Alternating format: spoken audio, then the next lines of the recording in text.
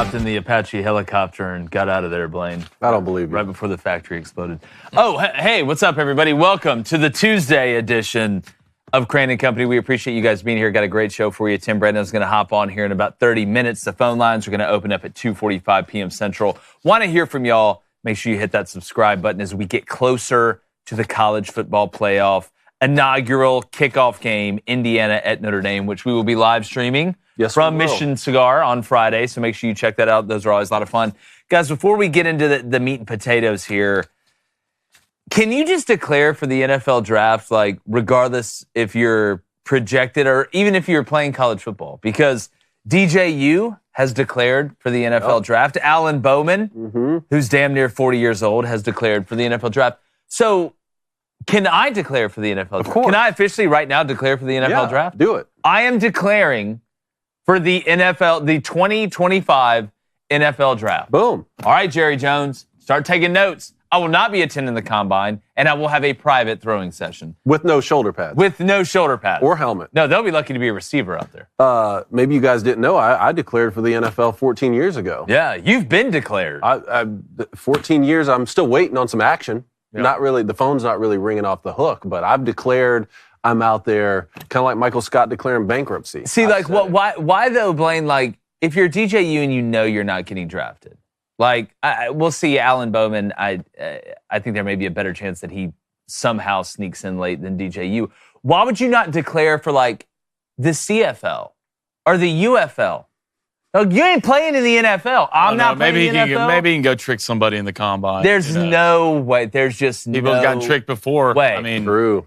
Well, we just saw the head coach for Florida State get tricked and signed. Or why not say, hey, I'm declaring that I want to play professional football.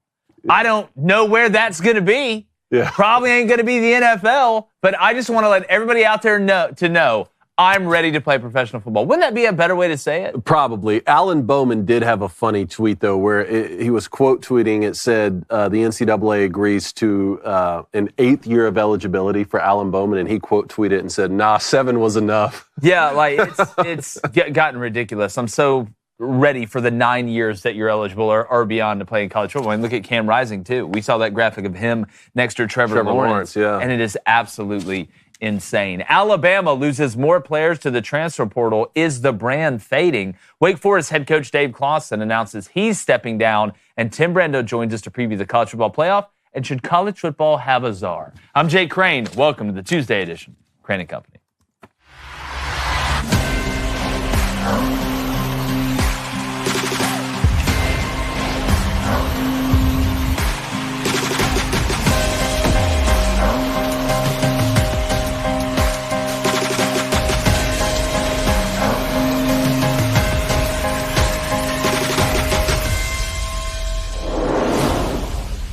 Alabama is a massive brand in college football. They have incredible tradition, and they will always have the potential to be elite.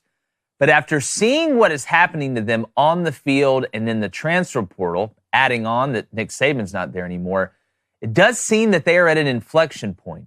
Are they sitting at a fork in the road, deciding which way to go? On one side, you can keep the train rolling and stay national relevant by winning, obviously on the field. Down the other path leads you to coming back to the pack of the rest of the big dogs and just being another great place to play, but not the place to play.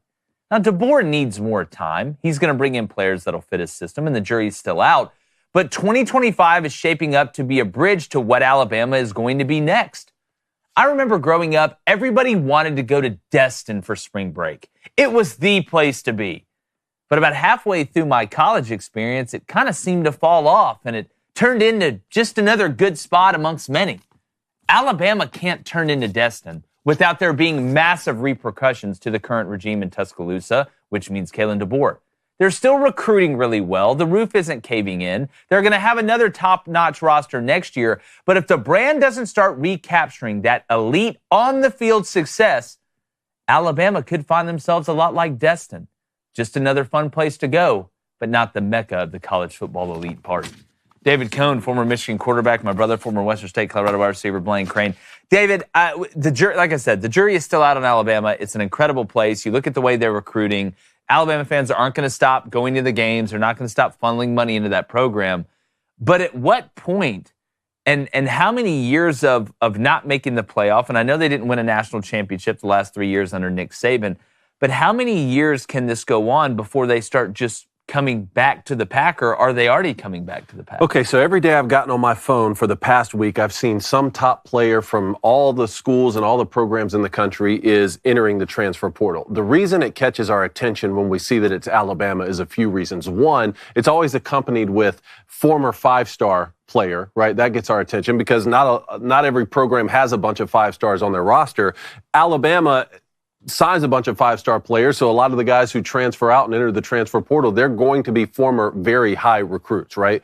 The second reason is because we didn't see this under Nick Saban, but I think we would have, right? Like, this is the way college football is going, and I think this is one of the reasons, I mean, Nick Saban didn't tell me this personally, but I think this is one of the reasons that Nick Saban did retire, because of this aspect of the game, like, he got tired of seeing. And so maybe there is an element that, you know, Alabama is going to falter, and players, maybe some of these players wanted to commit and play for Nick Saban, and he's no longer there, and so they're leaving, and Kalen DeBoer doesn't have a handle on what's going on. But I think more of it is just this is the current state of college football, and Alabama's going to have to deal with that as well. And then the final point of this is, for every player that you see entering the transfer portal from Alabama, they're going to be signing some kid who's entering the transfer portal from another school, and we're going to have to do what we do with all of these programs at the end of the day, or at the end of the closing of the transfer portal window, is determine who got better and who got worse,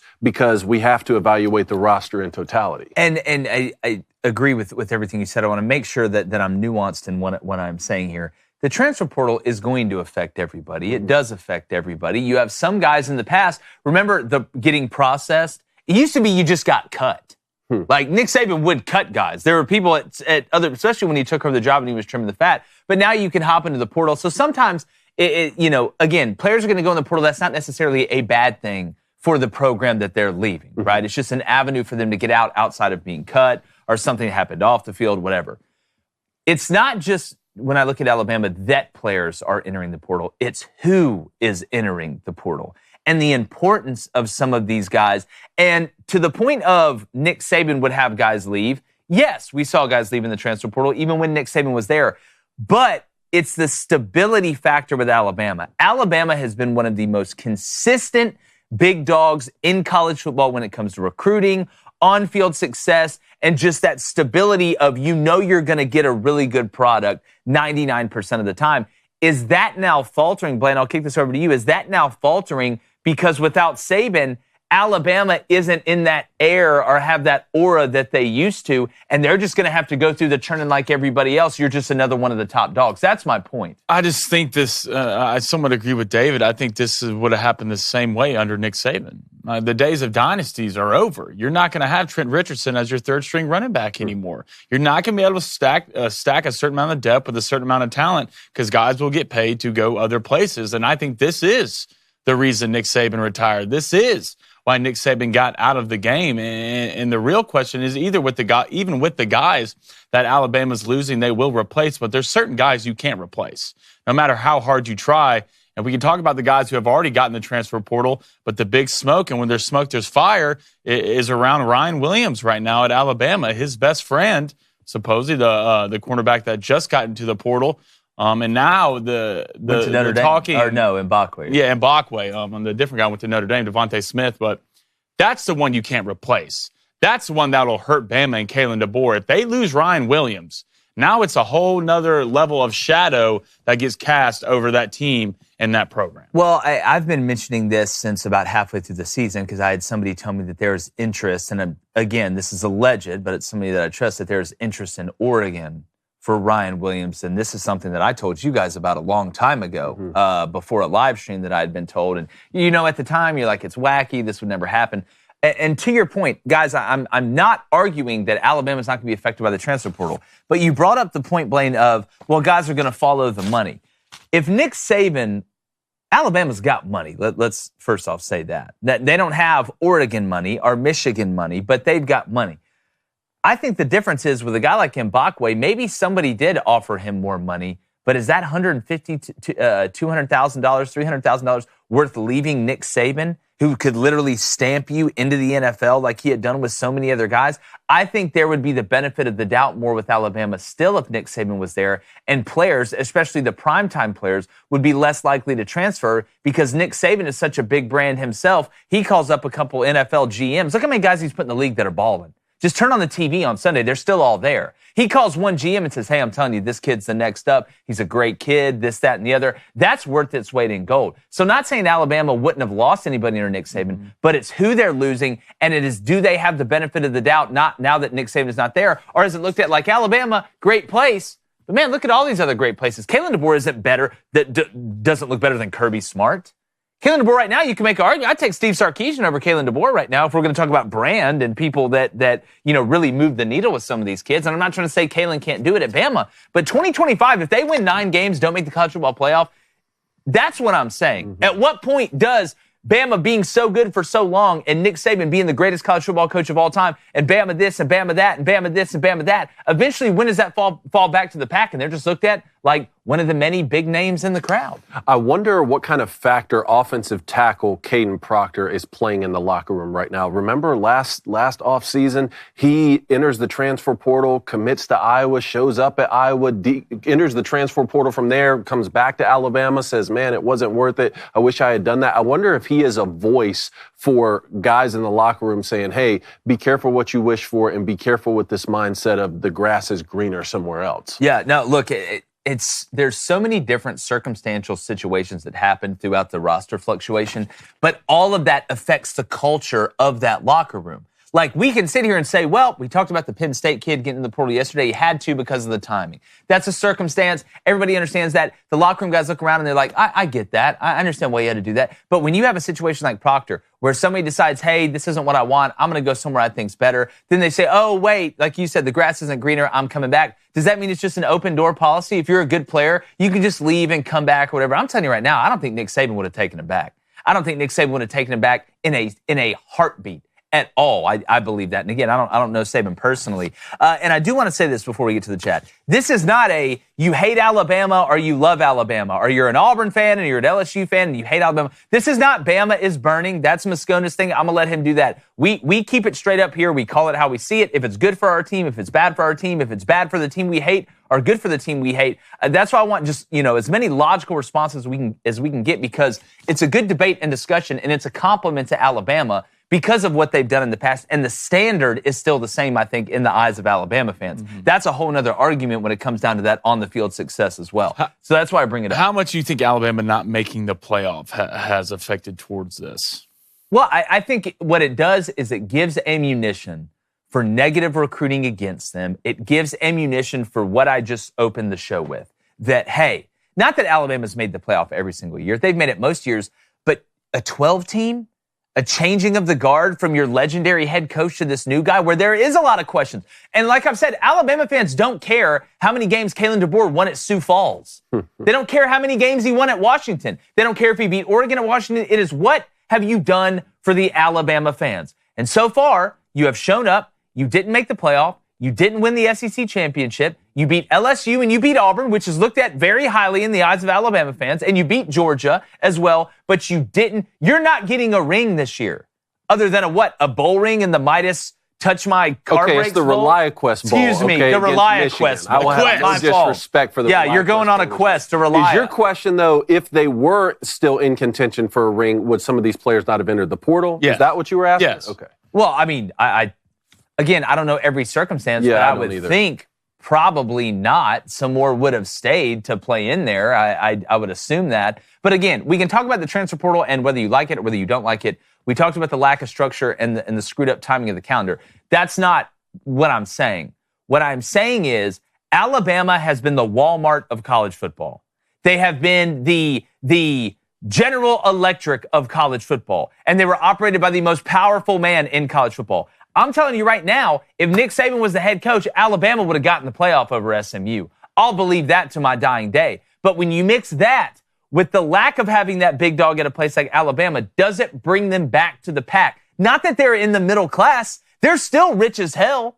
They're still driving a Tesla around. They maybe even have a couple robots walking around the house. But they're not the richest.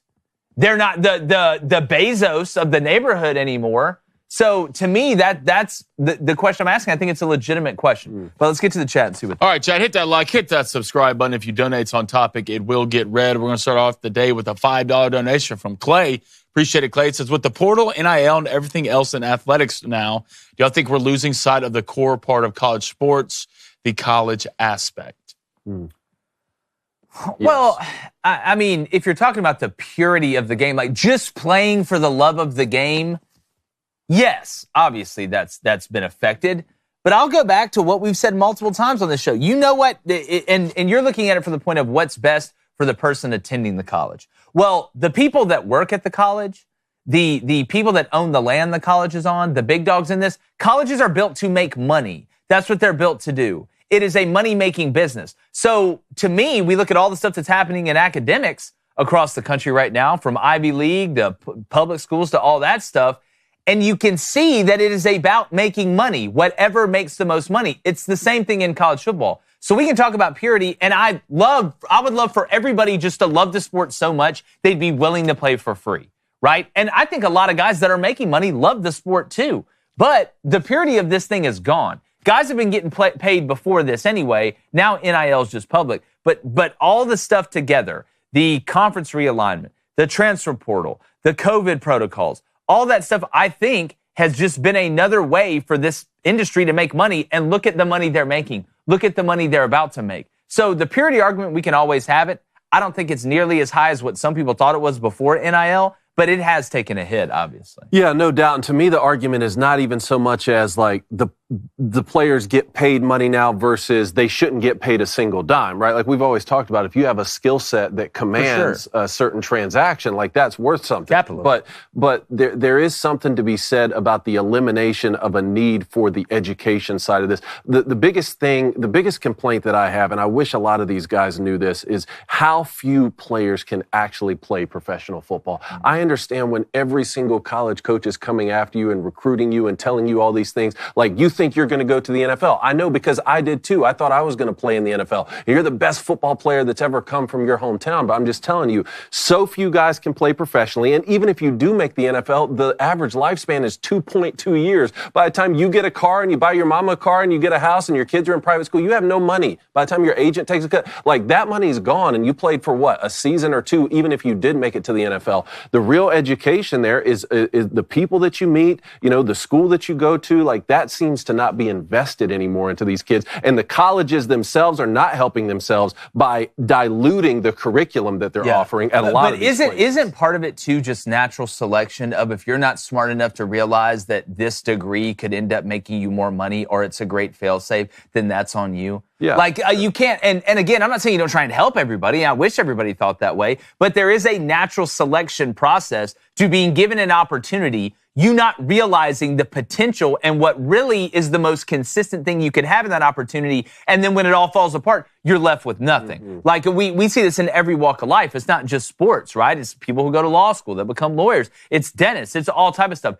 At the end of the day, if you are not smart enough, or you don't have the wherewithal to be smart enough to know what you don't know, and having people around you that have your best interest in their minds and in their hearts telling you, hey, listen, you got a chance to play in the NFL. We're all rooting on you to play in the NFL. We really are. But the odds of that happening, right, 3-4 years from now are a lot slimmer than if you go play at UCLA and you get this degree, you can make they'll never take that degree away from you. A torn ACL don't take that degree away from you. Tommy John surgery don't take that degree away from you if you're a baseball player. So if you're not smart enough to realize that, then you know what, buddy?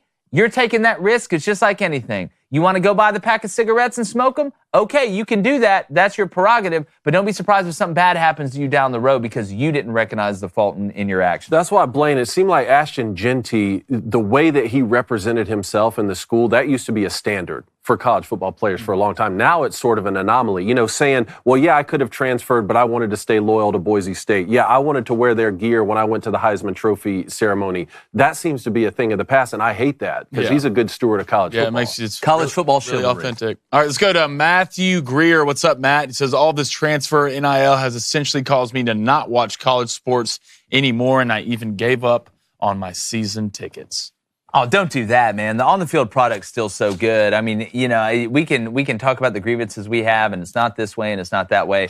I'm still going to watch it because I love it, and there's still some really good things and some great stories. Don't let the negative stuff outweigh some of the positive stuff. And we try and bring the positive side of it, too. We talked about the kid from Michigan State and the NIL and how that's being used. There's a lot of good that is going on within the sport. So don't let it totally dismiss your interest. Don't let it take you away because I'm telling you, turn the games on. Even tonight, Memphis, West Virginia is going to be a heck of a game. It just is what it is. But speaking about elite, all right, with the holidays approaching, all right, we know the precious moments around the table with loved ones. We love doing that, sharing meals. Those are the memories, that last the longest and hit us in the heartstrings, I guess. But finding the perfect holiday meal, it can be stressful. All right, we know the grocery store crowds are crazy. All right, you worry about your meat quality. It could dampen anybody's holiday spirit. Let me tell you about Good Ranchers. All right, we've used this for multiple years. Literally had some. The wife made some of the ground beef last night. It is fantastic. They're the best American meat delivery company in the world and the United States. Obviously, hence the name American. But they got an exclusive holiday offer for you as well. When you subscribe to any Good Ranchers box using our code BOOSTER, you'll get a chance to choose a free gift of chicken breast, ground beef, bacon, or salmon, included in every box for a year, plus $25 off and free express shipping when you visit goodranchers.com. Use promo code BOOSTER today and treat yourself and your loved one to the convenience and quality of American meat. Good Ranchers, American meat delivered. All right, we got Tim Brando coming on here in 9 minutes. The phone line is going to open up here at 2:45 p.m. Central, 1-855-236-3228. Make sure you give us a buzz. Let's go and get to a little rapid fire here, though, Dave. All right, first one up. Yesterday, we talked a little bit about Norfolk State's interest in Michael Vick becoming their head coach. Sounds like Sacramento State is interested as well. Hold on, I'm just pulling this article up because, yes, so Sacramento State interested in hiring Michael Vick, and they've pumped a lot of money into the facilities and the football program and NIL. What's even now become, over the last 24 hours, a bigger story than Sacramento State's interest in Michael Vick is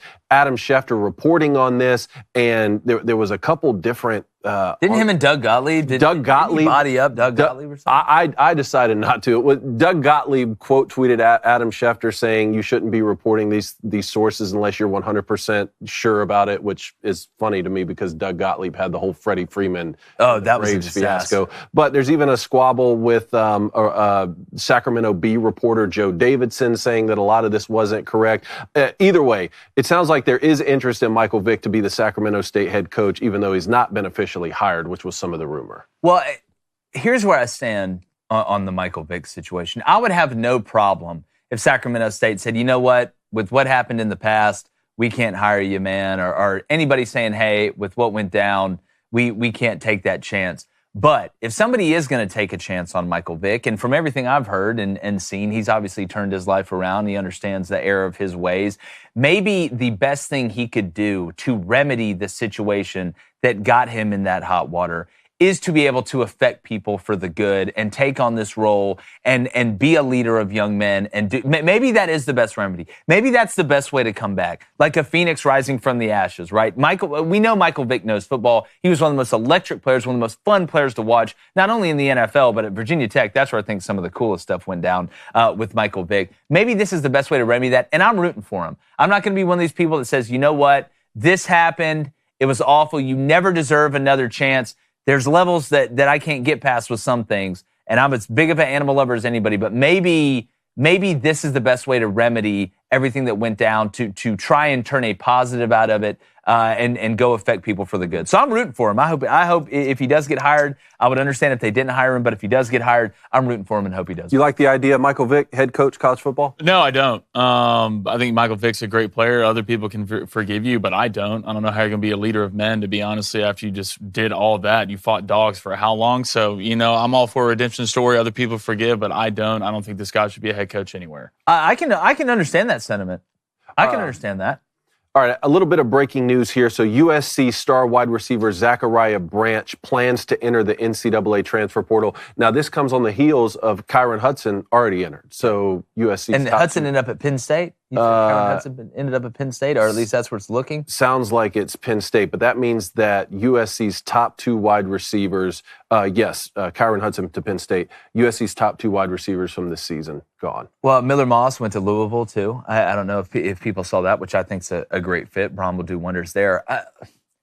Last week we talked about heading into 2025. There's going to be more big name coaches at big name places that might be on the chopping block or have to show proof of concept on the field for the first time in a while, because that's something with a lot of these big time guys you never had to worry about, right? With Lincoln Riley, they were going to win 10 games, right? So it wasn't like he wasn't winning games. Maybe he wasn't winning the right ones to win a national championship, and that was the bugaboo, kind of in the situation Ryan Day's in a little bit right now.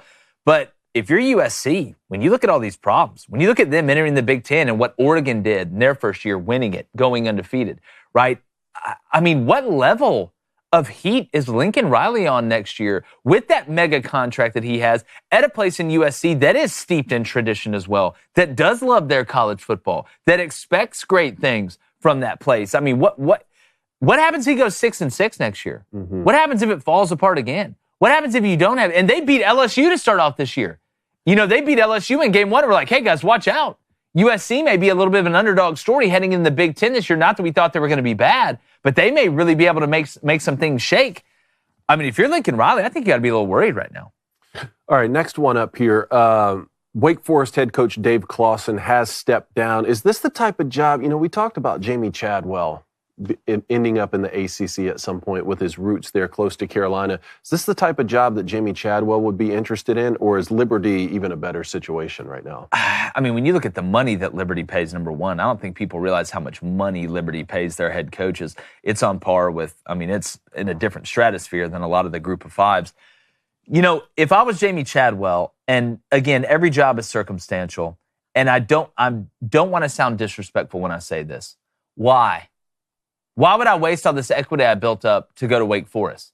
I can understand why Billy Napier at ULL, or UL now, whatever you want to call it, built up that equity in Florida came calling, he answered. I get answering Florida, but if you're Jamie Chadwell, you've done this group of 5 thing for a while, you built up Coastal Carolina, you elevated yourself and upgraded yourself, at least financially, by going to Liberty. You've had success at Liberty. You're waiting on that Power 4 job. To me, I think Wake Forest may be one of the first places on the chopping block when we go to this Super League to not be invited. That's a quote-unquote Power 4 team right now. So, yeah, I could go to Wake Forest and win 8 games, win 9 games, screw around every once 3 to 4 years, maybe make a little bit run toward the top of the ACC and be fine. But I don't think that's what Jamie Chadwell wants. Mm-hmm. To me, this is a job where if you're a younger coordinator, and you want a chance to maybe skip the line to be a head coach in the Power 4 without having to spend all this time as a group of 5 head coach, I could totally see you taking this. I heard they have an offer out to Blaine Crain. They do. Well, I think Blaine wants Nate Oates to get it. Yeah, I think everything I can do to get Nate Oates out of Tuscaloosa, I've been trying for years. I don't know what else I can do. All right, Washington State quarterback John Mateer, we've been talking about him for several weeks now. It sounded like Oklahoma, right? Like that's where the smoke has been for a while, but new rumors now for John Mateer. Well, his offensive coordinator, Arbuckle went to Oklahoma, who replaced, Coach Luttrell up there as the OC. So you would think, hey, offensive coordinator leaves. Yeah. Quarterback just hopped in the portal. He's got to go with this guy. You got to keep the band together. Right? Lance Bass is nothing without NSYNC. You got to keep them together. He ain't Timberlake. Uh-huh. You know what I'm saying? So you would think that, but then all of a sudden you start hearing reports of, and tell me where you've heard this before, a Washington State quarterback transferring to Miami? Just happened. Like, it's, and again, I'm not saying that I have any inside information that Mateer is going to go to Miami, not Oklahoma. I would still bet on Oklahoma just because of the connection with the offensive coordinator. But is there any part of him that's looking at this Cam Ward situation? You're like, all right, Cam Ward left Washington State, went to Miami. He's going to be one of the top quarterbacks taken, right? You look at that offense with Shannon Dawson, who's a really, really good offensive coordinator as well. He's going to put me in a position to throw for a lot of yards, make explosive plays. We're going to have good athletes around me. Not that he didn't at Washington State, but this is a new level at Miami. Or compared to Oklahoma, where, we know last year offensively it was a struggle a little bit. Would this be a better option? Should I follow the path that Cam Ward took, but I can one-up them? I can make the ACC. Yeah, they didn't make the play. I can make the college football play. Hell, Cone, I could possibly win the Heisman. So I wouldn't count it out because that path, while it is new, right? And typically, that road gets paved and it's new. It's at its nicest point. Maybe Miami could slip in there, but my money's still on Oklahoma. And John Mateer is the number one player in the transfer portal. Without a doubt, he is the best quarterback that has hopped in the transfer portal. I just want to know who keeps getting all these quarterbacks to Washington State. That's the real question. Who's that guy? Yeah, a guy who needs to get in the portal. A buddy. I know a place you can go. Wake Forest is. I know a place you can go right now. He's got the Midas touch. Everything he touches turns to gold. Yeah, he's a fantastic evaluator. That is definitely for sure. But speaking about evaluation, if you got a diet, all right, you're looking in the mirror and you're like, wait a minute, my evaluation is not good. Well, let me tell you about a multivitamin that can supplement your diet, keep you healthy, and has 33 key ingredients that support your immune system, sharpen your brain, and keep your heart and muscles strong. And it's made here right in the USA. It's a Daily Wire's venture company. It's not outsourced, no cheap imports, just good old-fashioned American quality like the kind of football we love. And that is Responsible Man. And they got nice minty vitamins, too. I always say this every time we read this ad. Typically the vitamins stink. They smell like you found them in the back of a bookshelf in a humane society that's closing. But these are minty and they're really good. And right now you can take advantage of Responsible Man's sale and get 30% off your order plus an additional $20 off your first shipment when you head over to responsibleman.com and you use code BOOSTER at checkout. But hurry, this deal won't last long. Remember, gentlemen, a strong America needs strong men, and strong men start with Responsible Man. That's responsibleman.com, code BOOSTER. Get that 30% off. And it may even help you hit a golf ball straight. And speaking about hitting golf balls straight, our next guest, he may be left-handed, but he can cook it on the fairway. From the Chateau, our good buddy, Timmy B. Tim Brando. What is up, dog? It's the most wonderful time of the year. I love when you break into song right off the bat. That's how I know it's going to be a good day. How's it going? Good. It's going great. I've got one more basketball tilt to do. Unfortunate timing for me because it's a great game with Rick Pitino going back to Providence where he took Billy the Kid Donovan to the Final Four long before you guys were born in '87. But the Johnnies in Providence is a pretty doggone good game. It's going to be on, unfortunately, opposite Notre Dame in Indiana. My buddy Sean McDonough's got that game. So, but it's a Friday night tilt. I'll get home on Saturday morning early, and like everybody else, I will be feet up, toddy in hand, watching ball all day long on the 21st. So somewhere it's not all bad. It's not all bad. Somewhere George Washington smiling. I just need St. John's to cover tonight against DePaul. That's all I ask. And the minus 10.5. Timmy B, look, I want to get to the college football playoff. Obviously, we haven't talked to you since the announcement of who got in, and that's been the biggest discussion. We've talked about the structure. But James Franklin came out and said something that I think most people that love the sport want. And he kind of hinted at there needs to be a czar of college football, like some head of the totem pole, top of the tilt. Let's see. Who was saying Is it going to be Greg? Yeah, I know you've been saying it, but 25, maybe 25 years ago. Yeah, you've been saying it way before James Franklin had. But do you think whether it's within the structure and the realm we live in now, or if that Super League gets formed, 50, 60 teams, whatever, will we have a college football czar, and who will it be? Well, it will only happen when we do have, I think, some Super League formed. That's the good and the bad of this. Do I want to see a czar? Yeah. Do I want to see the Big Ten and SEC totally break away and leave everybody else in the dust? No, I don't want that. There needs to be a way that we can make sure that those teams that are performing either in the Big 12 and the ACC that are not big names can be protected, and that those teams that are playing, by example, in the newly formed Pac-12, which will include, as you know, Boise State, UNLV. It's one of the reasons why Mullen, I think, took that job, is because that's you got a pathway if you're at those places now to say, okay, we can play for it all. Coach Pete got his team to a New Year's Six, but he was one bad kick away against Nevada in 2010 from playing for the BCS. The BCS actually gave schools like that a better shot than the playoff did, because you took away the brand name factor. It was computers. It wasn't human beings that have biases that were in control. But we got to find a way to get everybody that wants to spend X amount of money on college football to be a part of it. It doesn't just need to be an SEC Big Ten affair. That, to me, they got to solve that issue. But we've needed a czar for a long time. The NCAA has also got to get off of its ass, okay, and prove that they are a part of the solution, not part of the problem, because right now they are a major problem.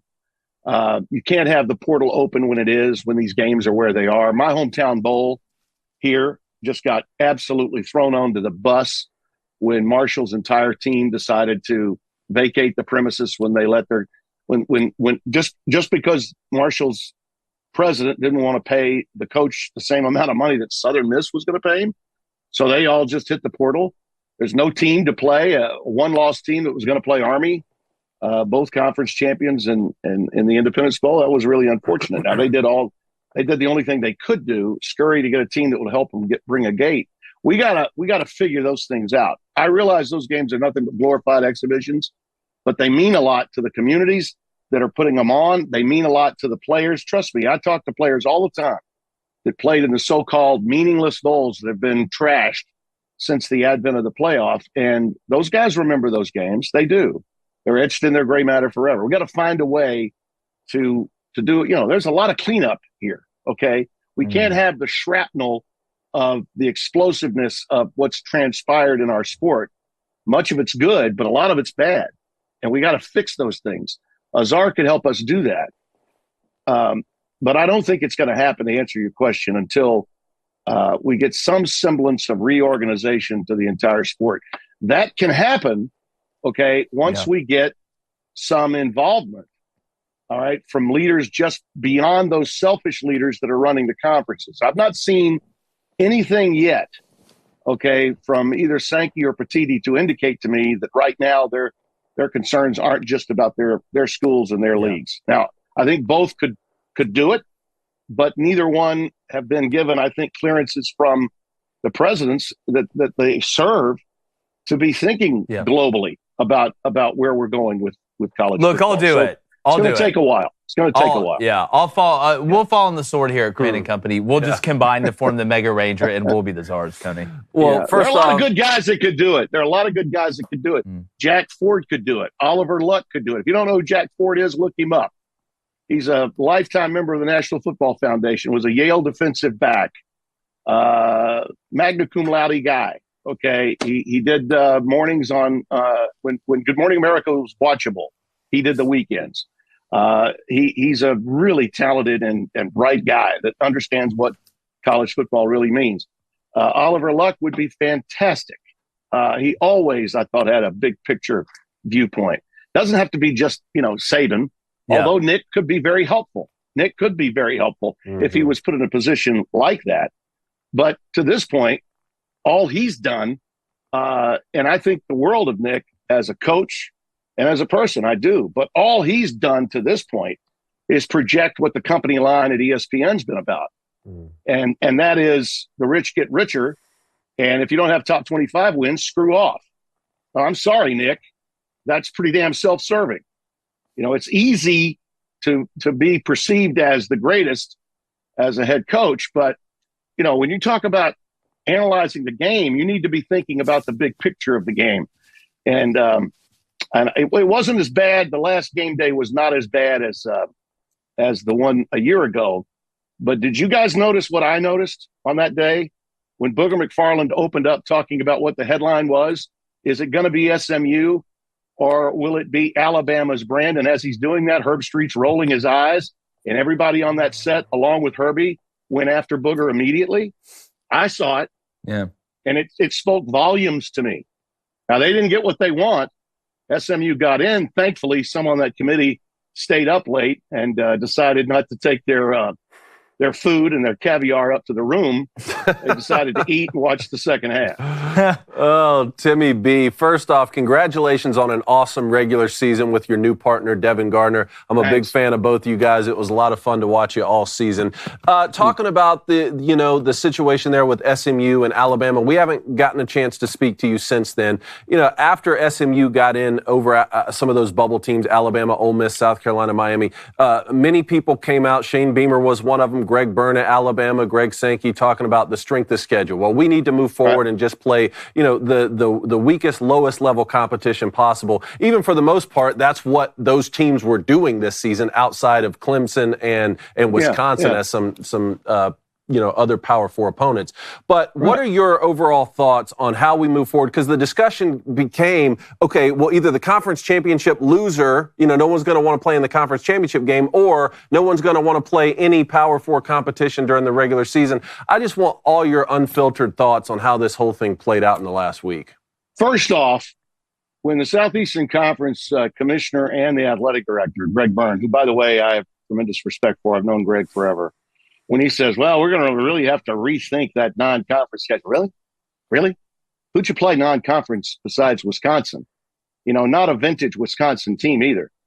You didn't make it because you lost badly in your league. You lost conference games.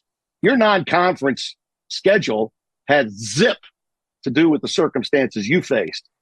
Okay? If you went to a clinic for acne, okay, that game against Oklahoma was like the world's biggest zit that somebody just punctured and it just blew up right on everyone's television set for the world to see. That's why you didn't get in, Alabama. Okay, it wasn't because your non-conference schedule was just too tough. Okay, good. You scheduled Wisconsin. That's nice. And I know the Big Ten and the SEC are going to do more of these, and I think that's wonderful. It's I think in a lot of ways, a cooperative effort to bolster the networks that are going to be paying for all that revenue sharing coming up. And no one's paying more right now than the worldwide leader and Fox, the company I work for. But, listen, of those three teams that had 3 losses, Shane Beamer had the best case to make based on the way his team played in the second half of the season. I would argue that Ole Miss, from a talent standpoint, even though there's no answer, I'm sorry, Lane, no answer for the way you played against Kentucky. Okay. And there's no answer for the way you didn't get it done against a Florida team that was just trying to scratch to the surface of what they could possibly be. You lost those games. They hurt you big time, and they happened late in the year. Alabama, only because of their brand, was ranked ahead of them, which should tell you all you need to know about the way the committee still acts and the way they still govern, the way they still rank teams. Alabama, of those 3, was the weakest link, in my view. Now, to the point about where we go, SMU getting in and Alabama, Jennings played a great second half. Brett Lashley called a remarkably solid game. They were playing a Clemson team that was really, really almost at home. They played in that environment, in that ACC title game, multiple times, and they had a crowd size factor that was very much up with them. They're only 2 hours from Clemson. I know that because the Carolina Panthers played their preseason games before they had the new stadium. They played them in Clemson in 1995 and 96. I was doing their games. I know. So that was Clemson country where SMU was having to play. So they earned the right to get in. And this notion that if you don't have top 25 wins this year, based on what we saw with the parity fellas in college football, what's really the difference between a 9-3 Duke, a 9-3 Louisville, or a 9-3 South Carolina, or a 9-3 Ole Miss, or a 2-loss Miami? Not a lot. Not a lot. So teams that are ranked between 26 and 45, those are wins that do count. Not just the top 25 wins count. Okay, so again, all those things get swept under the rug, David, when you've got one carrier for the college football playoff that owns all the rights. Sure. And by God, this is what they want. The committee, to their credit, didn't give them all that they wanted. So I give them a nice golf clap for the job they did this year. But you can't tell me, watching and listening and reading what was going down, that they really wanted to get that 4th team in from the Southeastern Conference. As badly as they could possibly want something, they wanted that. And that's just fundamentally wrong. Alabama had no business being in the college football playoff this year. Even among the 3 lost teams, that group, in my opinion, was worse than both South Carolina and Ole Miss at the end of the year. Yeah. I do quickly, but Blaine, I want to get to you. Go ahead. I agree with 95% of what our friend Tim Brando, but I'm always the contrarian, so I'm going to be the contrarian. I agree with you when you look at, I think Illinois, not enough people talked about Illinois' resume at the end of the year. Brett Bielema did. He even reposted Lane Kiffin. He stuck it in Lane's face. But he, with numbers, like, then he was like, well, we're ranked better than you are in that category. That's right. So, And you know me, Timmy B. I want what's best, and I know you do too.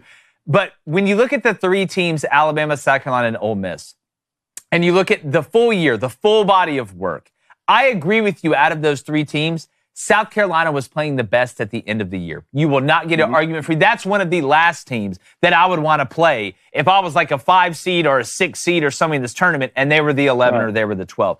Where I disagree with is that I think head-to-head has to matter in this situation because to me, everything was so close on the periphery. I think Alabama-Ole Miss was a harder argument than Alabama over South Carolina or Ole Miss over South Carolina because at the end of the day, when a lot of these parts are equal, and you look at the resume, and the resume between South Carolina, Alabama, and Ole Miss were pretty close, I think the head-to-head has to matter. And I just I know you know that. But another point I want to make is I am all for getting teams that are playing well at the end of the year, that being a good thing in your corner. But in that same token, what if you have a team that, because South Carolina didn't play great at the beginning of the year. They barely beat Old Dominion. Remember, we were looking around like, oh no, it's going to be a disaster.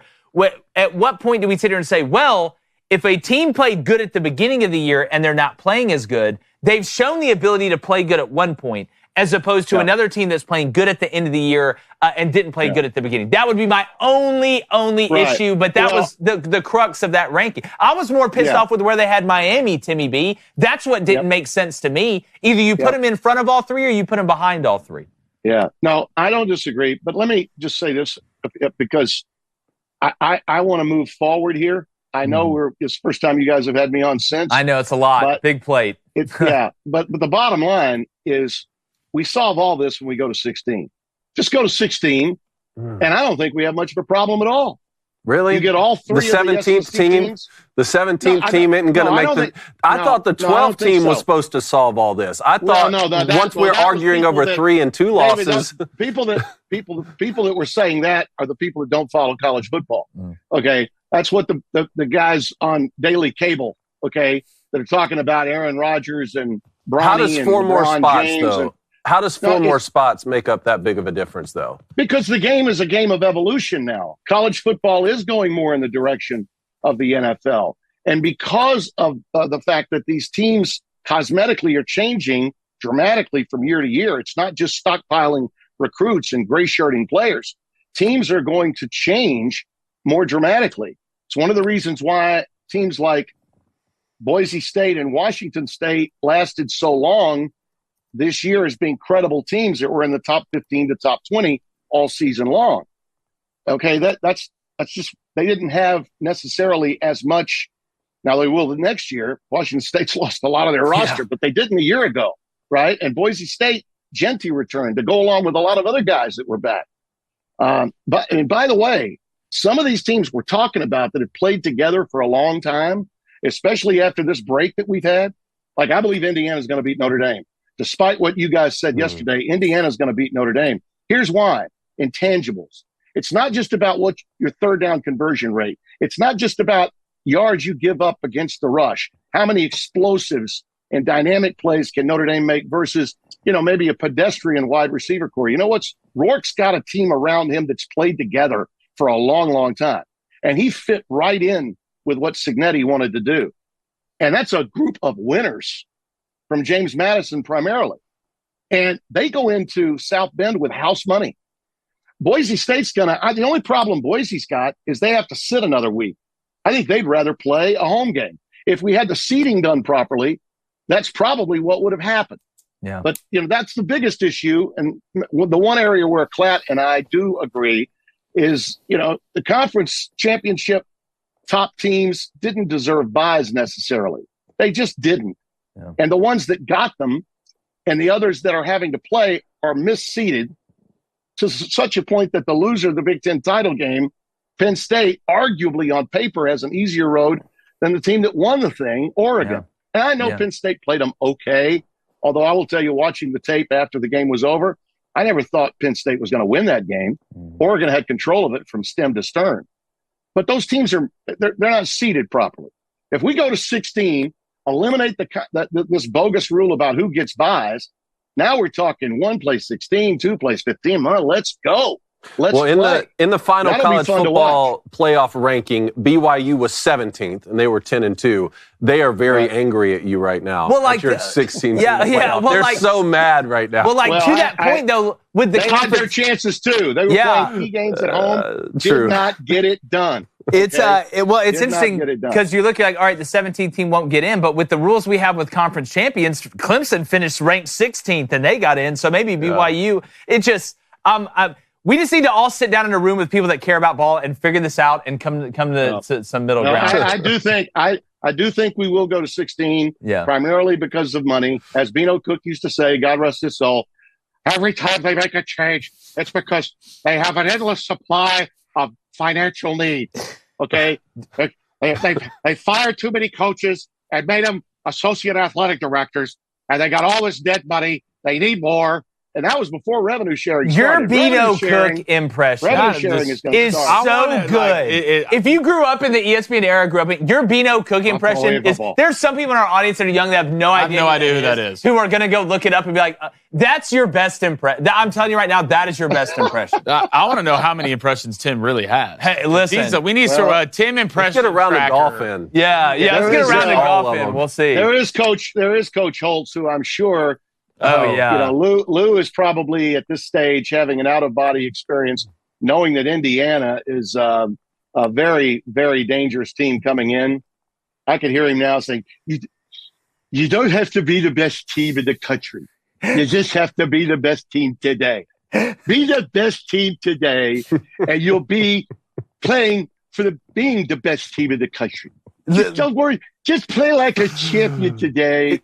And you'll be fine. He loves him some Notre Dame, buddy. Oh, if you'd have told me that Tim Brando would have been doing a Lou Holtz impression on today's show, I would have paid a lot of money. Tim, I do agree with you on Indiana, plus 7.5. I think it's one of the best bets of the weekend. We're going to get to the chat here. They got some questions for you. We're going to go with Sam Kim. Right. What's up, Sam?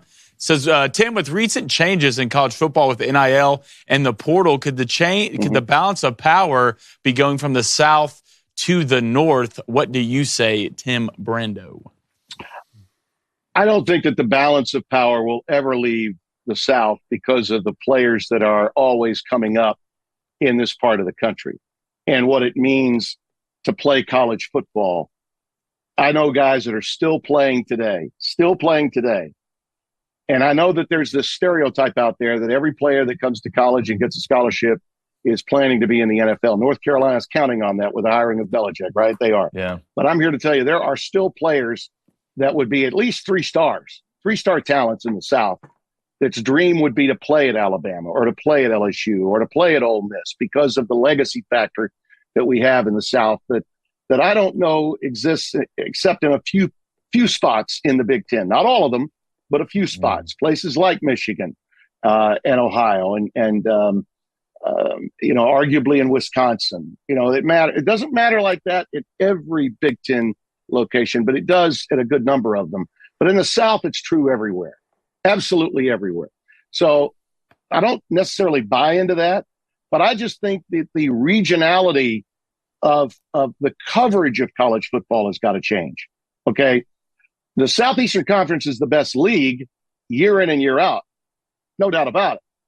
But the manner in which the sport is covered, where teams like Arizona State are a blip on the radar screen, nobody talks about them. That is a crock of expletive deleted. Why the hell isn't anyone talking about Scattaboo? Why the hell isn't anyone talking about Dillingham and the quarterback whisperer he is? He made Bo Nix a pro before Andy Shine got there to take over at Oregon. and get Dylan Gabriel in there.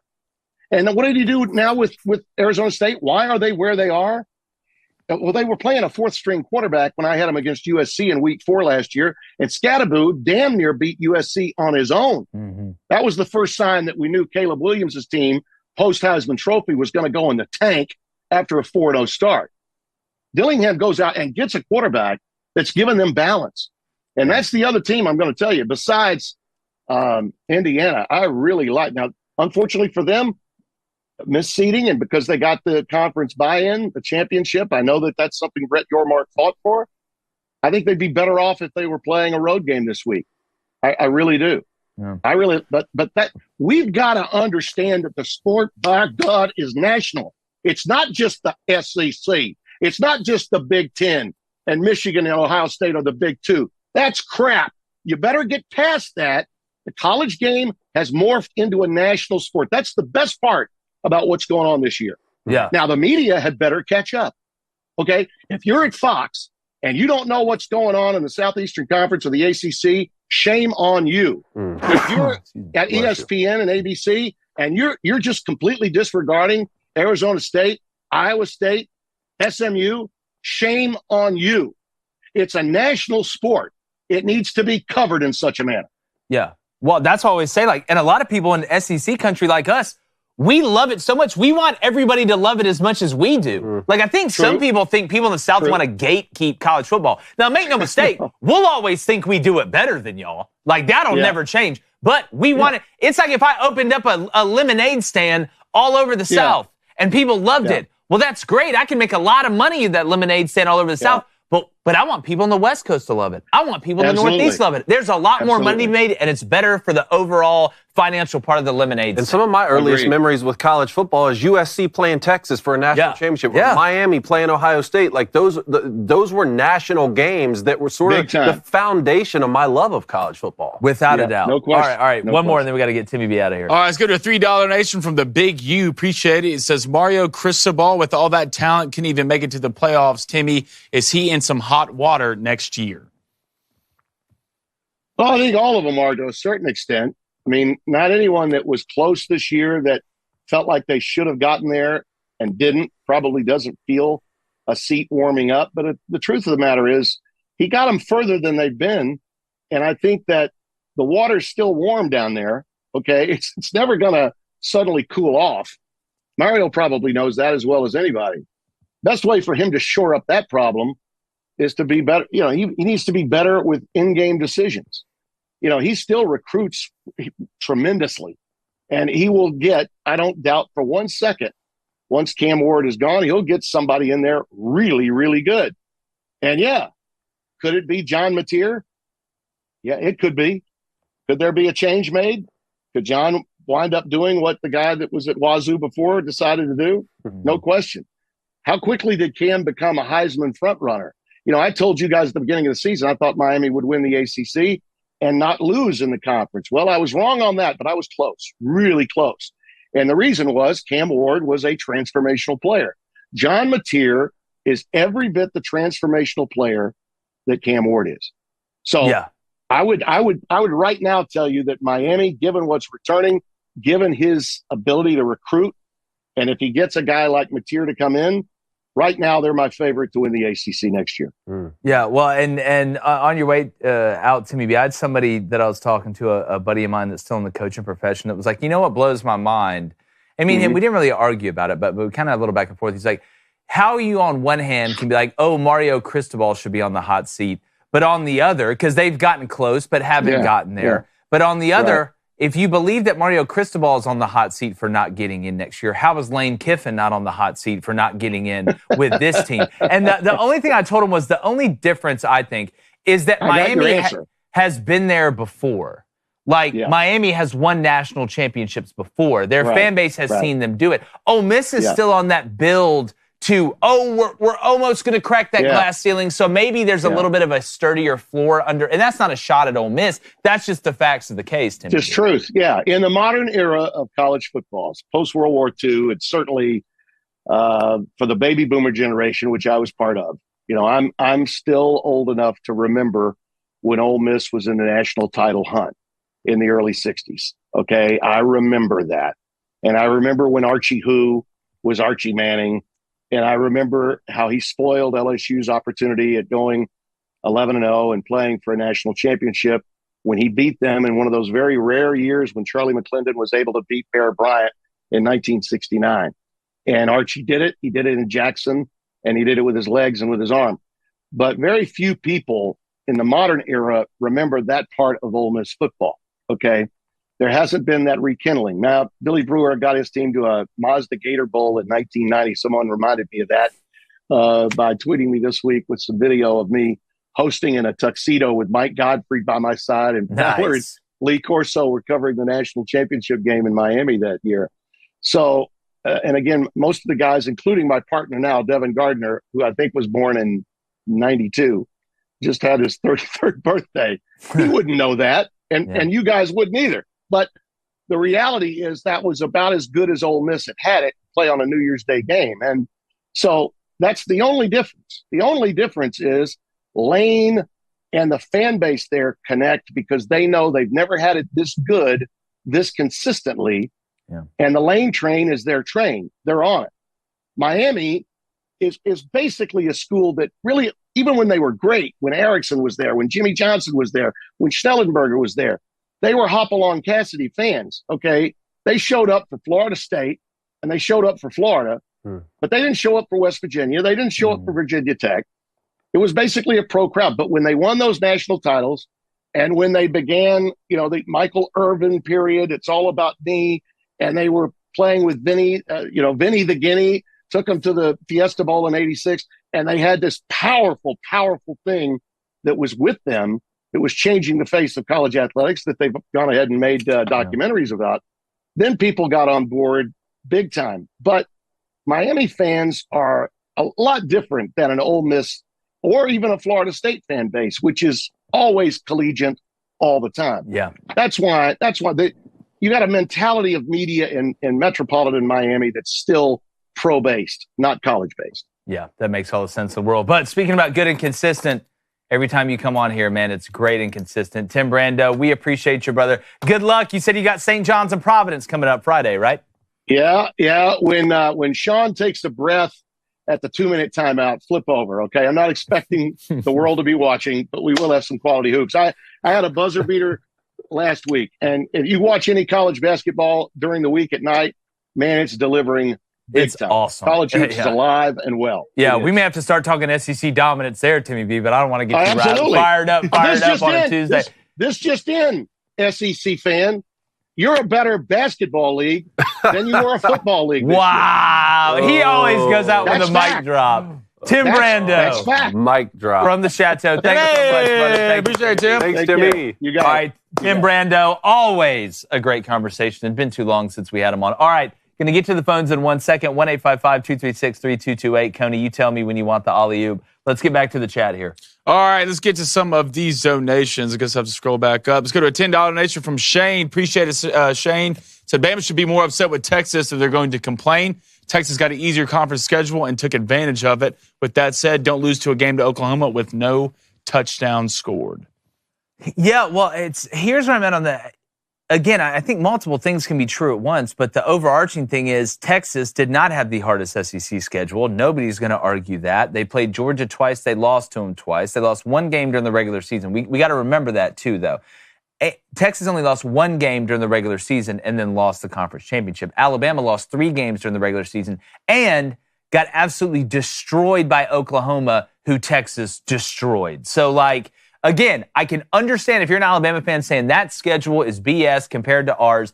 You would be right in that point, but they handled what they had to handle to get in. And it wasn't the non-conference that got Alabama. It wasn't even the top dogs in the SEC that got you. That's the whole point. It's not like you ran into Georgia and lost. You actually beat them, but you lost to Vanderbilt and you lost to Oklahoma. And those two are what ended up getting you at the end. I know you had the third loss, but that's what got you. You didn't handle your business against the teams you should have beat.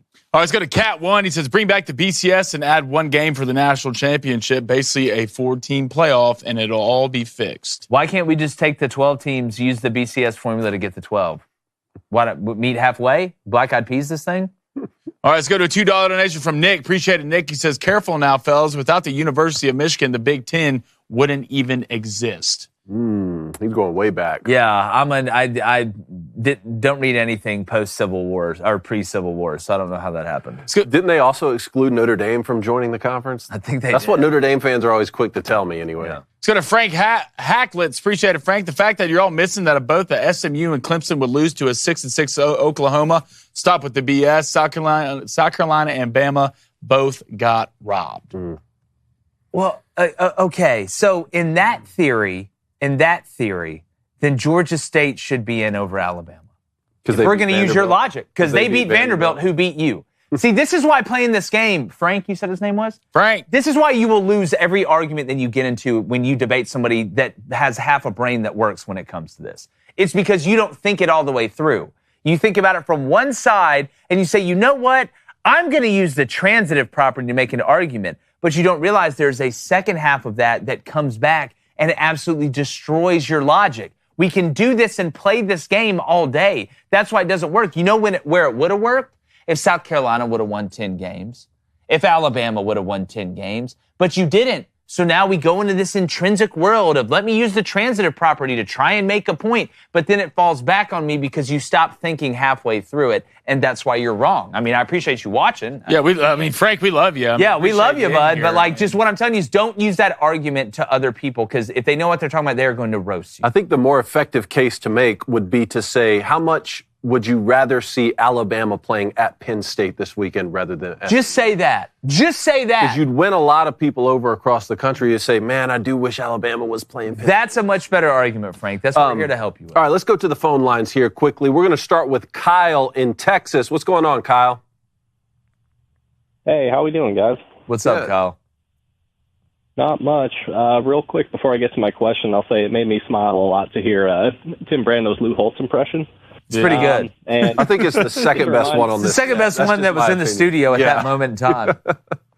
Yeah, I'm inclined to agree. And friendly reminder, we do still have a chance for Lou Holtz and Ryan Day fisticuffs if Notre Dame and Ohio State make it to the championship. Am I crazy, though, for thinking, what if my people reached out to Jake Paul's people to set up a fight between Lou Holtz and Ryan Day? He's in the space of let's go to the nursing home and whip somebody's ass. So let's get Lou Holtz will be down. Just tell him Ryan Day wants to burn down Notre Dame. As long as he will meet him in the middle of the square at midnight. He'll roll up in whatever little chair he has. We'll put a suit on him, all type of stuff. As long as he doesn't full moon us with the jock strap like Tyson did. Oh, God. That thing probably's got more wrinkles than an M. Night Shyamalan. You can't have your ass out and get beat up. Yeah. You got to go win the fight after that. Yeah. I said, shut up and take my money. What's up, man? Oh, man. But real quick, I know there's other people wanting to talk, so I'll be quick. Christmas came to me earlier this weekend. My dad and I are going to go down to Houston to see the Texas Bowl between Baylor and LSU. Oh, nice. Nice. So just wanted to ask you guys. I'm sure y'all do a bowl breakdown at some point, but just wanted to get your thoughts on how you think that matchup will go. What we'll see from Garrett Nussmeier for LSU and Sawyer Robertson for Baylor. And I was really surprised to see how Baylor turned it around. They became pretty damn good this year. Yeah, no, I mean, there's a lot of talk early in the year about Dave Aranda's is Gonzo the Clown. I think the only person who made a bigger comeback this year off not getting fired was probably Billy Napier when you look at the grand scheme of college football outside of Dave Aranda. Look, I think it's an interesting matchup. I think it's one of the best bets on the board to take LSU because Nussmeier's coming back. I know they've added some guys to the transfer portal. You're not going to see that rear its head in the bowl game, but I think LSU, and I got to see again who's opting out. I've tried to deep dive in it, but it changes every day. Like I'll find out 2 days will go by and then all of a sudden, Will Campbell's like, I'm not going to play in the game or something like that. But I think overall I like LSU. But the fact that spread, I think it's a pick 'em. I think it's -1 LSU right now. Lets me know that they think it's going to be a pretty good game. And Vegas more than the time is right than they are wrong. I think it's going to be a track game. I think it's going to be a high-scoring shootout in that game. I really believe that. I hope so. I was at first a little concerned because I'm like, well, it's an SEC school playing a Big 12 school. Traditionally that tends to favor an SEC school. But given how, Baylor was involved in quite a bit of shootouts this year, they almost upset Colorado, which as a Nebraska fan, I will not forgive them for. Well, they should. They gave up a Hail Mary. I mean, you threw a Hail Mary in the rain. Yeah, that was a heck of a game. I wish I'd fallen to the other side, but guys, I appreciate you taking my call, and y'all have a good one. Kyle, have fun, buddy. Right Appreciate now, it, buddy. It's 1.5 LSU over under 59.5. Yeah. Gotcha. Yep. All right, let's go to AJ in Valdosta, Georgia. What's going on, AJ? Howdy, fellas. How y'all doing today? What's up, man? Good. Hey, I just real quick one thing, and then I want to ask you a question. So my alma mater high school is playing in the 5A state championship in Georgia tonight against Langston Hughes at 7. So give them a up for that. And then my other alma mater, Valdosta State University Blazers, are playing a national championship for Division II in McKinney, Texas on Saturday. So that's cool stuff. Yeah, it's a heck of a year for you. Is Valdosta? Wait, so you went to Valdosta High? No, it's Valdosta State. I went to Milton High School in Atlanta, and Valdosta State. Is Milton's game? Because we were talking about this, I believe. Rusty Manziel? Because Juju Lewis's school, Carrollton's playing in the state title. Tomorrow night. Is Milton's game on TV? Because I couldn't find the semifinal on TV. Or is it just local? I don't think so. Anyway, let us know on social media. They're doing them in the middle of the week instead of. I know, it's kind of weird. A lot of college coaches are happy, though. They're really happy they're doing it. So they can watch it. Yeah.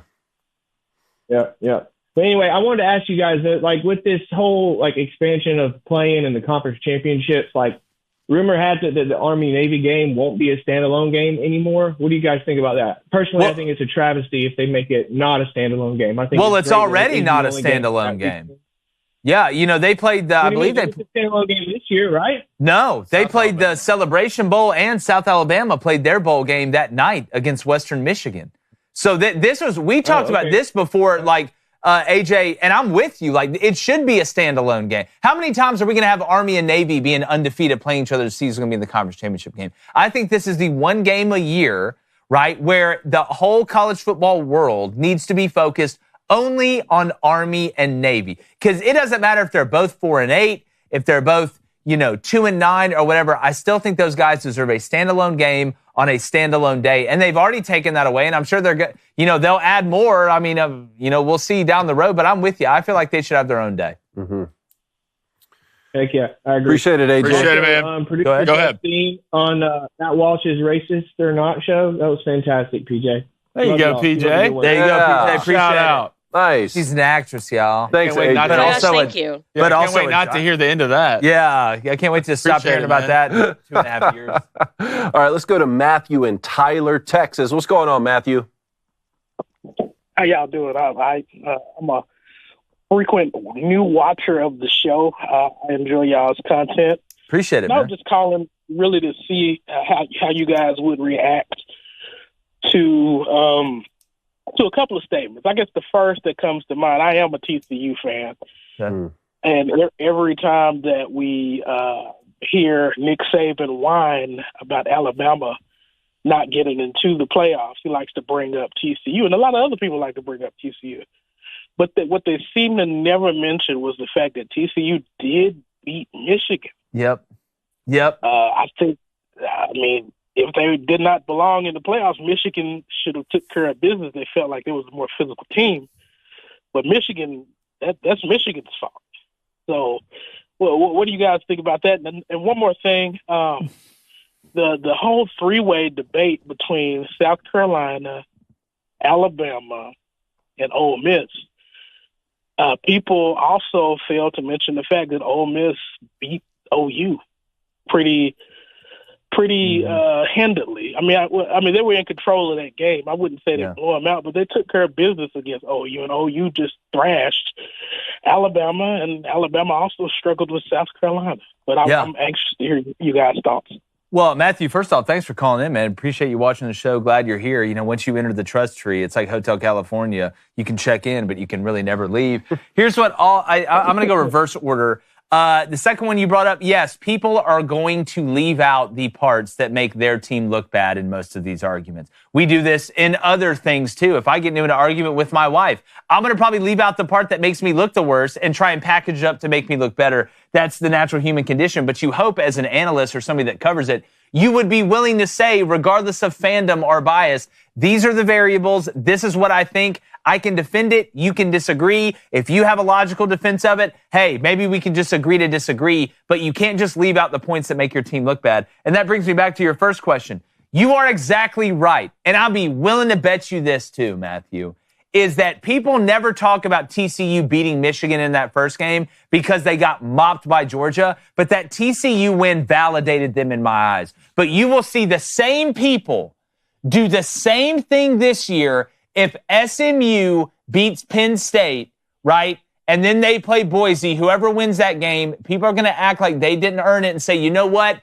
Alabama should have been in over SMU anyways. Even if they beat Penn State, they'll do the exact same thing because they'll take out the part that hurts their argument the most. And again, we can argue whether you think Alabama should be in over SMU. I think there's some logical reasons why they should, but that doesn't mean you omit somebody that validated themselves being there by winning a big game. Something else people forget about that Michigan and TCU matchup is even if Michigan had gotten by TCU and gone and played that Georgia team who was undefeated all season, they may have lost in a very similar fashion. Maybe it's not 65-7, but keep in mind the year before that when Michigan made their first college football playoff game, that Georgia team put a whooping on Michigan. I remember that year. No one was beating Georgia that year. Yeah. I mean, that's just I agree. how it was. I agree. You know, but we appreciate it, Matthew. Hey, Matthew, great call. Call back in, man. Thanks, man. All right, let's go to Sean in Myrtle Beach, South Carolina. What's up, Sean? I'll be in Myrtle Beach this summer. First time ever, Sean. Give me a rec. Where do I need to eat? A couple good places. I'd say there's a Country Fried Chicken right in the middle of Myrtle Beach. That's probably the best place to go. Get that old school I knew I liked South you. food. Yeah, we're going to fit in well. Yeah, we're going to be friends. You want to go do karate in the garage? Yeah. Nice. Nice. Well, All guys, I just wanted to say I really appreciate you guys having me on. You guys are great. My first question, who do you think is going to make the biggest impact in the portal going to their new school? Okay, so not necessarily the best player, the biggest impact. Like which Right. team will benefit the most? What do you think, David? Right now, who's in right now? I know. Look, it's going to have to be one of these quarterbacks. For sure, right? I didn't watch John Mateer play as much as I did Cam Ward because Washington State was in a very different situation. I mean, do you want to make a case for a non-quarterback this year, like an edge guy that LSU signs or? Yeah, you know, I always look for the linemen because to me, the highest valued target outside of quarterback in the transfer portal are linemen, and especially linemen on the edge of the line of scrimmage, tackles and pass rushers, defensive ends. Like the kid, I was more excited about the Xavier Chaplin kid that Auburn got from Virginia Tech at tackle than I was about anybody else that they've gotten. So as far as, you know, you look, the kid, the 5-star, you know, I'm going to try and pronounce his name and it's going to be wrong, who was at Missouri, ended up, I think he's at Nebraska now. That's a big get for them. So if we're talking about impact, I like to look at quarterback or the line of scrimmage. If we're going to go outside and go wide, I think the Singleton kid from Georgia Tech, the wide receiver who's in the transfer portal that's down to a couple schools, I think he could have a humongous impact on wherever. Who you got? You know, if I had to pick someone other than quarterback, I think Jaheim Otis for Colorado. Going to Colorado. I mean, the guy's 6'5", 320 pounds, experience, great with his hands, great with leverage, and I think at that place in that league, you could start having a lot of problems for other teams having to deal with that guy. Yeah. So I thought it was a great get for Prime in Colorado. This is Zachariah Branch kid here, and he's entered the portal. Could that be a similar situation to, who was it, Jordan Addison, who went from Pitt? Yeah, to USC. So doing a reverse Jordan Addison. Something basically. like that. Look, and again, a lot of it to me and the way that I would approach the transfer portal is I don't want to build the whole ship out of the transfer portal, but I want to use it to plug the holes on the ship with it, to supplement my roster. You know, we don't talk enough, I don't think people in sports media talk enough about roster management and how important that is. And again, when you have years, especially now with the transfer portal, where you got to re-recruit your own guys, you've got to hit certain number quotas at positions, and you obviously want the most efficient players in those positions on the depth chart. But saying, hey, I love the young group of linebackers that we have. We don't have to go out and sign a linebacker from the transfer portal, but we're down our best corner. We got some young corners that we like, but let's go out there and grab a big-time player to kind of bridge this year while the other guys learn underneath them. That's where I think the most value comes from. Appreciate it, Sean. Great call, man. Great call, Sean. Fried steak. All right, we got 2 callers left and 2 minutes left, so 1 minute each here. Let's go to Tyler in Florida. What's going on, man? How we doing, fellas? What's up, man? First, I got two things. First, y'all were talking about the quarterback to transfer to Miami. Hey, I'm all for it. But if we don't spend a bag or drop a bag on defensive players, I'm going to lose my mind. Yeah. Because that's where we need help with the most. Also, Jake, good call on the Singleton kid. I was talking to my buddy about that. I like that kid. I tell you, a lot of people, they think Georgia Tech and they're like, all run game, all Haynes King. If you grew up, I remember when Paul Johnson was at Georgia Tech, and buddy, they ran the triple option, but they stayed with one on the outside. Calvin Johnson, Demarius Thomas. They had another freak that was a tree out there. They always stayed with one. Absolutely. And my second thing is, as we're getting into this season, guys, I just want to call in and wish y'all a Merry Christmas. Love y'all's show, what y'all doing for everybody. You can tell that you bringing back the love for sports that a lot of my generation has lost due to the worldwide leader and others and so I just want to thank y'all for bringing that back and wish y'all a Merry Christmas. And Blaine, Die Hard is a Christmas movie. No, it's not. Stay tuned this week. Just because we got some content. Stay tuned. Because it was aired at Christmas time doesn't make it a Christmas movie. They went from the worldwide leader of sports to the worldwide leader and pissing me off. Oh, that's true. Thanks, Tyler. Hey, have a great Christmas, man. Hey, last one quickly. Michael in Alabama. What's up, Michael? Hey, David. You can find the Georgia State Championships on YouTube. Okay, they go live. Michael, I'll tell you what. How's it feel to be the MVP today? Last caller of the day, most valuable caller. It matters the most. Feels good. Hey, Jake. What's up? Hey, Jake. Do you think Jimbo Fisher's a candidate for the Wake Forest job? Ooh. God, Michael just Dr. Strange me. I didn't even think about that. Here's the thing, though.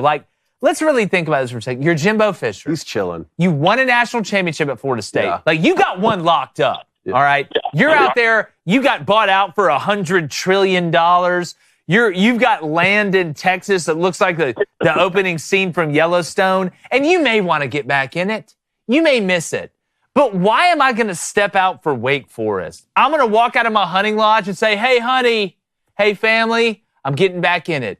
We're going to Wake Forest. Man, I would, nothing shocks me nowadays, but if you're Jimbo Fisher, you would want in, and God, I feel like I'm just, all over Wake Forest today. I really don't mean anything personal. I just don't think y'all really care that much. Hey. There might be, 1, 2 of y'all watching that root for Wake Forest? So I don't even know who I'm really pissing off, but I would be surprised, Michael. You'd have to in-state recruit against Bill Belichick at North Carolina now. Yeah, good luck. Thanks, Michael. Hey, Merry Christmas, Michael. Thank you, buddy. Thanks, everybody, Great for calling in today. All right, let's get to the board. Last night, had a push. Jordan Addison, for some reason, they forgot to throw it to him in the red zone, but they won. What am I going to do, sit here and critique Kevin O'Connell with what he's doing with the Vikings team and Sam Darnold, which is actually nuts? Which, by the way, I was watching that game yesterday. I didn't realize Sam Darnold decided to have his pro day in the rain and not push it in front of everybody. What a gangster. And was out there just ripping. I believe even more now. Yeah, I do too. Look, I'm loving it. All right, tonight, we got college football, so of course, at least one of my bets are going to that. Memphis, TTP over 31.5. Here's a little nugget, guys. Ready? Huddle up, huddle up. Now shut up. Here's what West Virginia is missing a decent amount of players in this game, but most of them are on defense, including their leading tackler, the linebacker who's committed to Missouri. Garrett Green's going to play. A lot of the offensive pieces are going to play. Give me the over in the game as well, but give me the Memphis TTP over 31.5. They're going to drop a 40-piece. And then Florida playing North Carolina in basketball. The SEC is absolutely just drowning North Carolina in a small puddle of water, it seems like, every year. Auburn embarrassed them in Hawaii. Alabama pulled their pants down in front of God and everybody in Chapel Hill. And tonight they get Florida, who's undefeated. You want to talk about trees running around? You want to talk about a forest? It ain't Wake Forest. Look at Florida's team. They're huge and pissed. I believe in my picks even more now. Go ahead and give me Memphis -6, -108 on the odds. And then I'll take the game over as well. Memphis, West Virginia, over 60.5, -108. Over's just all right, I love it. 1-1 yesterday. I don't know who else thought this, but those games sucked. They were bad. Hey, I survived Josh Allen in fantasy. So that's I love football so much. I love it so much. But, God, the NFL, it just doesn't hit the same as college football, man. It just doesn't hit the same. It's not even close. I'm taking Memphis -5.5, -118. And when everybody takes the over, you know what I do? I take the under. Give me the under at 16.5, going off at -1. There it is. Oh, look, he's wearing the Han Solo. Oh, set me up. Dude, no, bro, it's a good look. It's the Han Solo special. Solo. I thought maybe Steve was going to put you in that in the action figure. Look, I like the jacket. It's a good-looking jacket. It's not bad. It's a vest. If we did a Star Wars reboot, you would for sure be Han Solo. Yeah. I'll take that. Yeah. I'll take that to the bank. All right, Ace, what do we got? He's going to take Florida -3.5 at -108, and Duke at home against George Mason. If you can't beat one guy by at least 20 points, you shouldn't be playing. That's at -112. That's still my favorite joke. I still think the funniest things I've ever said on this show was when we were doing the college basketball tournament and we were making picks, and I said that Oral Roberts couldn't talk their way out of this one. Funny one. I don't know why, but that one got me. All right, if you donated today, thank you so much. We went off the rails at some point in this show. I don't know if I can read all these, but I'm going to try. Now they'll be more funny. $2 donation from famous African-American Blaine Crain. Will Auburn bounce back with JFA? I'm guessing that means Jackson F. Arnold. Yeah. I'm guessing that's what that means. What was the name of that handle? Did they just internet blackface you? I think so. You're probably going to jail now, even though you didn't. I just read what they put look, the potential's there, but I don't think Auburn has time for potential. Look, he went to the roulette table and bet on green. That's what he did. You bet on green. You could have bet red. You could have bet black. Hell, you could have just bet it for an even number. But you put it on green because if it hits, that's big money. Congratulations. But, there's only one slot. It's right there. $5 donation from Ryan. Appreciate it. Preview of my Mountaineers tonight versus Memphis. # make West Virginia football great again. Look, Rich Rod coming back home. A lot of times people pick against the team that just lost their head coach. And I went back and looked at it. I think it's close to 50-50, just like it seems like everything is in betting. I think the over is a really good bet tonight, which, talking about it this much means the under is definitely going to hit. I'm wondering if West Virginia can cover. It was up to 6.5, I think, before the show, but was at 4.5, then it bounced up to 6.5. I'm worried about that West Virginia defense because Memphis, Mario Kidd's at running back still. Seth Hennigan's getting ready to go play in the NFL at quarterback. They're all together with Silverfield. So I think that's why I took the Memphis TTP. $10 donation from Dave. Appreciate it, Dave. I'm sure the Indiana-Notre Dame game being on Friday was helpful, but how hard was it for you guys to decide between the Tennessee and Ohio State game for a live stream? Just curious. Well, we wanted to do the first one. Yeah, we wanted to do the first one, and we were wondering, we were having conversations for weeks, man, which one's it going to be? Will it be the 8-9? Will it be the 7-10? But can't go wrong with any of them. No, it's we wanted to do the first one, and I mean, it's an in-state matchup, and what's funny, the place where we're going, both those guys are from the state of Indiana. What are the odds? Yeah, it's going to be Got a $2 donation from Richard, laid it a pipe third. What? He says, no one can compete. I respect it, Richard. Yeah. Let's go to a $5 donation from Jeremy. Appreciate it. Good teams missing the playoff is a good thing because the playoffs should mean something. Keep the regular season special and the playoffs too. I agree with that 100%. Let's go to a $5 donation from Pappy Trappy. He says, y'all's segment on impactful college football players was all offense. Can we possibly get your guys' most impactful defensive players for the college football playoff and why? I was thinking about that on the drive home. That's a good thought. But, I mean, look, offensive guy, especially at quarterback, I mean, that's, I don't want to say low-hanging fruit, but that is a big deal. And I think, the Scatterboo thing was more about a wholesome look at what it does for the team. As far as defensive players, I mean, you look around the league. The Birch kid from Oregon on the defensive line is an absolute freak. They got a couple, but his ability to run and change direction, I think he's a guy that could make a big play late in the game. I mean, Texas, I love the Taft kid. What about Dan Jackson, Georgia? Dan Jackson. Just coming down. Yeah. I think Caleb Downs from Ohio State. Yeah, good one. Yeah, well, I mean, look, Dan Jackson, he's going to sell you insurance and then blow you up when you run a Abdul Carter. Abdul Carter. Look, yeah, we can look into that. $2 donation from Josh. Appreciate it, Josh. Top 12 teams only. Selection before conference championships. There's a way I could agree with that if the structure of how you got to the 12 had a heavy dose of computer and a little bit of subjectivity. I could see a way which we could come together on that. Let's go to $5 donation from Johnny. Appreciate it, Johnny. College football can overcome NIL era and be successful, just like Jake overcame his list, become a successful podcaster. Stay positive, fans. I couldn't wait to agree with you because we're seeing college football do that now, but I've never had a list. I don't know where that was, once again, a misinformation propaganda campaign by one of these two that are just incredible at it. You said it happened on a different radio hit. Yeah. No, See? No. Here's what happened. I went on Wake Up with Mincy. That one, yes. And I had to do it on my phone, so my audio made it sound like I had a lisp. And then it was brought up in All Access, and Han Solo over here ran with it and kept saying it was true like I used to have one or whatever. Look, I have no room to make fun of you. I can barely read. $2 donation from Jose Pena. Appreciate it, Jose. Says FBS should just copy the FCS playoff format. Not the first person to say that. What are they at, 24, though? I thought it was even more than that. Is it more than 24? Well, they said the NCAA tournament's going from like 72 to 76. I mean, at this point, we're going to have Lady Ballers can make it. Yeah. Which maybe talking about a good tournament. Yeah, Lady Ballers, too. I think you're right. It's 24. Yes, 24. $2 donation, not from the Humping Badger, but the Humping Badger's lawyer. Oh, says, God. Is Luke Fickell on the hot seat next season? I think he's another name. Mm-hmm. I mean, at what point? I mean, we talk about Lincoln Riley and Billy Napier and all these other guys. I mean, Luke Fickell's up there in Wisconsin. It's not like he just got there yesterday. $2 donation from Bootylicious Blaine Crain. Says, everyone step aside. The Handle King has arrived. Bootylicious Blaine Crain. That is a horrifying order of... $2 donation from your grandmother. I'm not going to read that. He says, I object. I have the best handle. Sorry, buddy. I can't read that on we got a handle war. The show. We got a handle war. $5 donation. Last donation of the day from Tim J. Scott. Appreciate it, Tim. He says, guys, I feel like Alabama was a better team than SMU and should have made it to the playoffs. I know they had 3 losses, but how much does the eye test matter?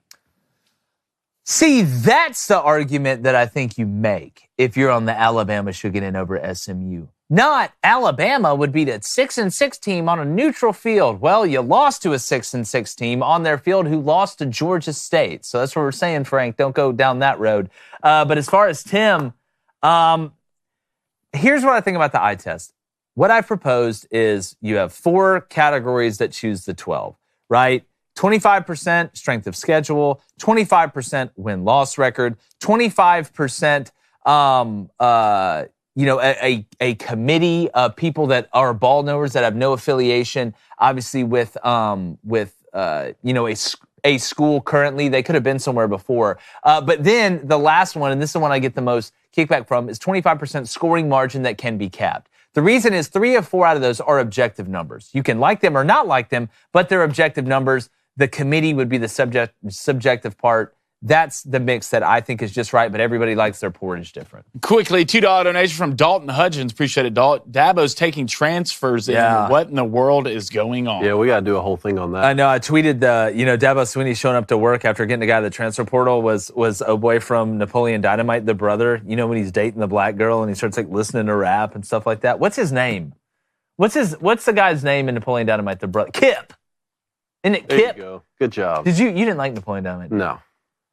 You are a cinema lover and pass. also a hater. All right, let's get to the poll. All right, will Alabama win the national championship in the next 5 years? Yes or no? No, 68%. Will Alabama win a national championship in the next 5 years? No. You're saying what? No, 68%. Yes, 80%. No, 69. Where are the Alabama fans today? Where y'all at, man? Yes, 30. Get those numbers up. Come on. No, they agree with me. And you're right. Shout out to our sponsors, Good Ranchers Responsible Man, our boy Timmy B for hopping on. Make sure you check him out. While it's basketball season, you know he's still going to be giving you great football takes. And like the chances of the handle war going on in the chat not being amazing, even though I can't see it, we're going. Gone. I'm telling you, I've been in the gym working on my fitness. You like fitness? Yeah.